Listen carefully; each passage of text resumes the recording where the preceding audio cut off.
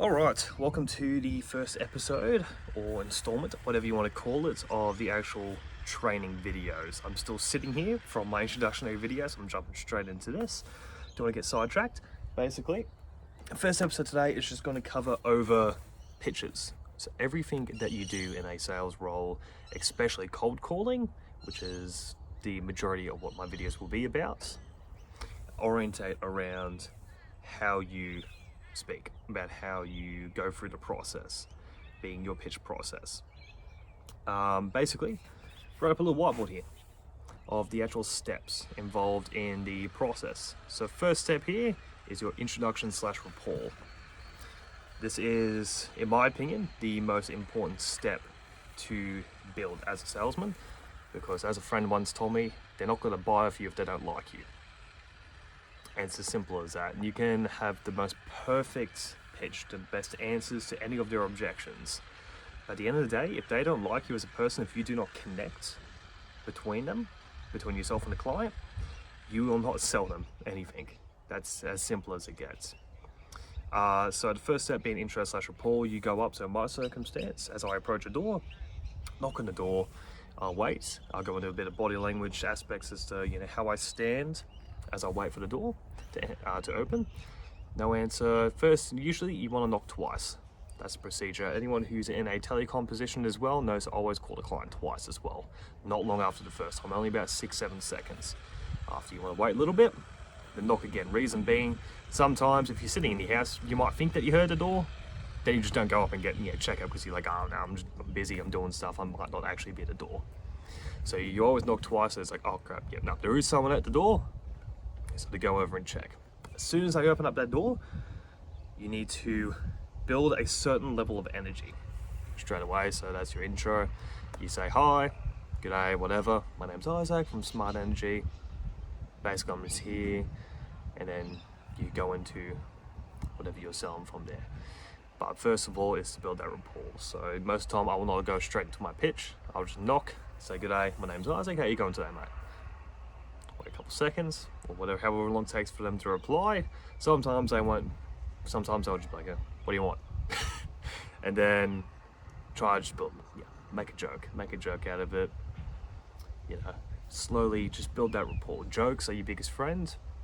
Just keeping it very light-hearted on the door. Some people prefer a more professional approach. My approach is very different because I want to build that connection first. I want to go to their door and be seen more as a mate than as a person knocking on the door trying to sell them something.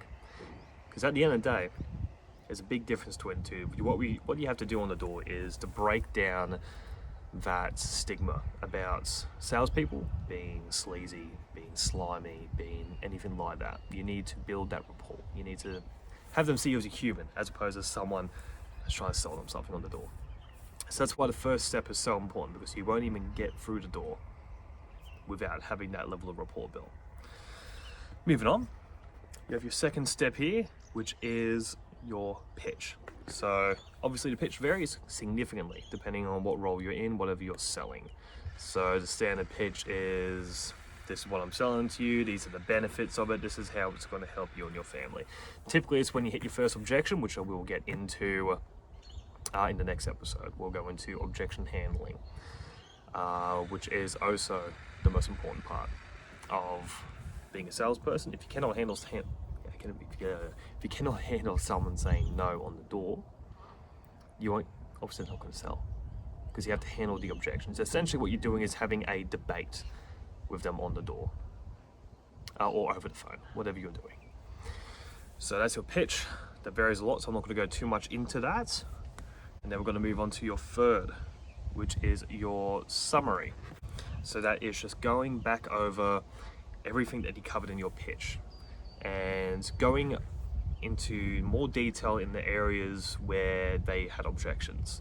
So in my circumstance, being someone who sells solar, most common objection is affordability and other stuff like that. It's usually more so to do with the money sort of aspect of it, because solar is very expensive. It's a quite difficult product to sell, especially in today's economy.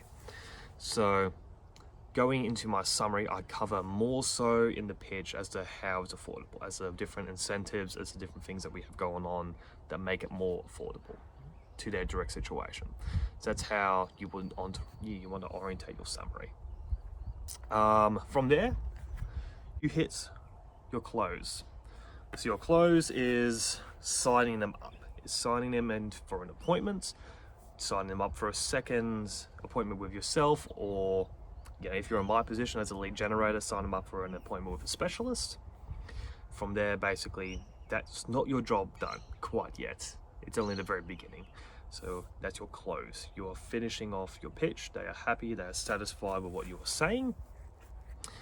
From there, basically, you're going to go into number 5, prospecting.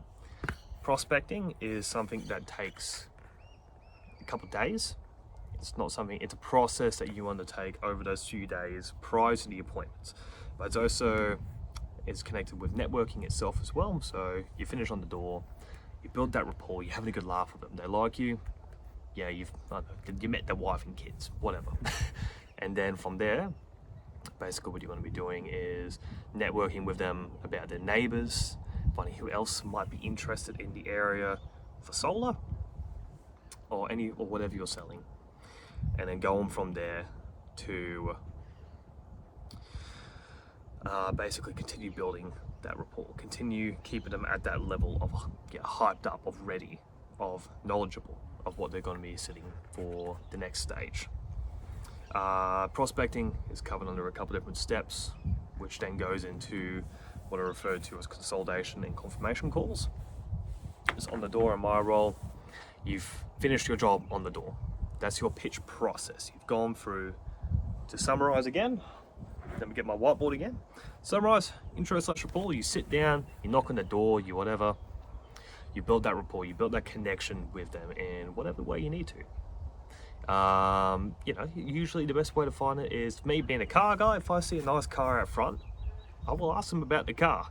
I will talk with them for 10-15 minutes about the car. If they're happy to keep talking about the car, I will sit there and I will build that level of rapport with them. I want to build that.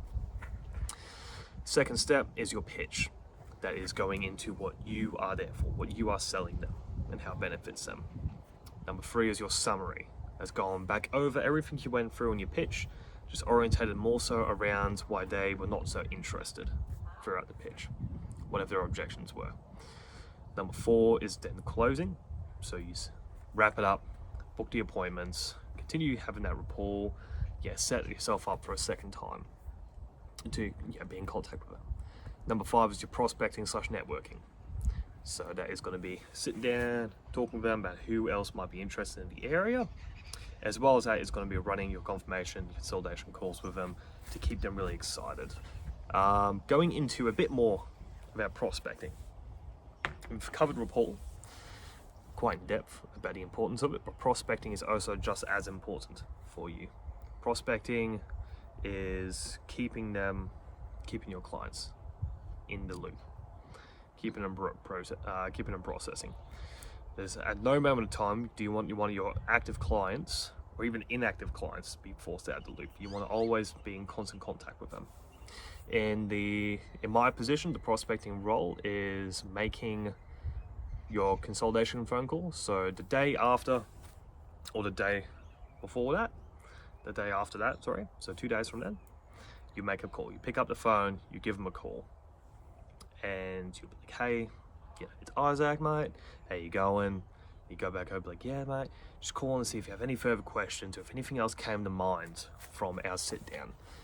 Or if you just basically talk, just see, because obviously as soon as they close that door, they might go talk with their wife, or they might talk to their husband, or whoever it is, their partner, and then go from there.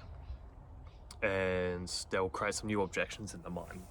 Their partner might point out some things that they missed out on, like, oh, we have that bill coming up soon, that big bill, or we have a new mortgage, or we have to take out a new mortgage, or whatever, new financial difficulty, or any other difficulty. And then they'll be like, oh yeah, how could I forget? Let me sit down and cover back over that with them. And then you have to go on the phone, you have to handle the objection again. You have to rebook, you have to re-hype them back up, you have to straight into why it's such a good reason as to sit down with the specialist in my circumstance. Then your confirmation call is the call after your consolidation. That is just quick, not even a minute call. Pick it up. Hey mate, it's Isaac again. Listen, just calling again, see if you're still good for the appointments. Just gonna lock that one in with the specialist there. They'll be like, at that stage, if you have done your job correctly, they'll be like, yeah mate, yep, 100%, 100%. We will be there, we are excited, we are ready. We have everything that you need us to bring to that assessment or sale or whatever we want to call it. We have everything that you need to bring it across that line into a close. And that is when you have done your process correctly. So to recap over this again, your intro, your rapport, your pitch, your summary, your close, and then your prospecting. Once you hit all those key points, you deal with all those objections, 9 times out of 10, if you do this process correctly, you will get the sale. You will build that strong relationship with the client and get them through the fence there. So that is the basics of episode 1, being your pitch. Moving on to episode 2, we're going to cover into objection handling, which is the stages as you go through the pitch process where they become not so eager. Or straight off the bat, you knock on the door, they tell you to bugger off. How to handle these objections, because that's also a very key part of what you're doing. Thanks for listening, and tune in for next time.